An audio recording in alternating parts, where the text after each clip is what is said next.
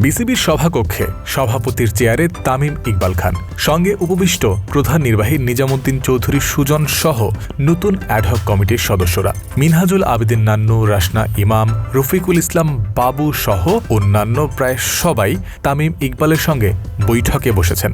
দায়িত্ব নেওয়ার ঘণ্টাখানেকের মধ্যেই তামিম অ্যাকশন শুরু করে দিয়েছেন। বাংলাদেশ ক্রিকেট বোর্ডের নতুন অ্যাডহক কমিটির সভাপতি বাংলাদেশের সাবেক এই অধিনায়ক, অর্থাৎ বলাই যায় বিসিবির বর্তমান সভাপতির দায়িত্বটাই তামিমের কাঁধে। অ্যাডহক কমিটির ১১ জন সদস্যের মধ্যে ৮ জন এই সভায় সশরীরে উপস্থিত রয়েছেন। বাকি ৩ জন সদস্য যোগ দিয়েছেন অনলাইনে। পিএসএল এ ধারাভাষ্য দেওয়ার জন্য এই মুহূর্তে পাকিস্তানে অবস্থান করছেন আথার আলী খান, তিনিও এই অ্যাডহক কমিটির সদস্য যোগ দিয়েছেন অনলাইনে। এছাড়াও ফাহিম সিনহা ও সালমান ইস্পাহানিরাও অনলাইনেই যুক্ত হয়েছেন। এই সভায় সভাপতি তামিম ঠিক করবেন নিজেদের রোডম্যাপ, কিভাবে তারা এগিয়ে যাবেন, কিভাবে ৩ মাসের মধ্যেই নতুন নেতৃত্বকে স্বাগত জানাবেন। 5+ স্টার রেটিং প্রাপ্ত দেশের সর্বোচ্চ বিদ্যুৎ সাশ্রয়ী ওয়ালটন এসি। স্মার্ট কমফোর্ট এখন নেক্সট লেভেলে। ৭ এপ্রিল মঙ্গলবার বেশ ব্যস্ত একটা সময় দেশের ক্রিকেটাঙ্গনে। এদিন দুপুর পর্যন্ত আমিনুল ইসলাম বুলবুল সভাপতি হিসেবে নিজের কাজটা করেছে। পূর্বাচল থেকে ঘুরে এসে বিসিবিতে প্রবেশ করার পর তিনি জানতে পারেন ভেঙে দেয়া হয়েছে তার কমিটি।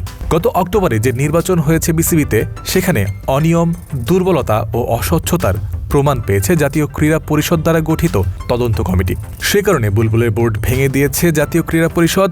তৎক্ষণাৎ তারা জানিয়েছে ১১ সদস্যের অ্যাডহক কমিটির নাম, যারা আগামী ৩ মাস দায়িত্ব পালন করবে।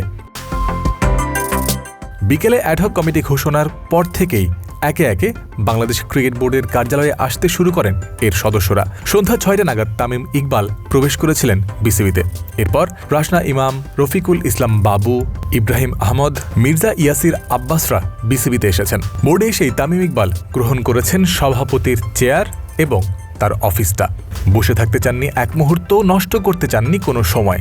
অল্প সময়ের মধ্যেই তামিম সবকিছু অ্যারেঞ্জ করতে শুরু করেছেন। সদস্যদের নিয়ে সভা কক্ষে চলে গেছেন।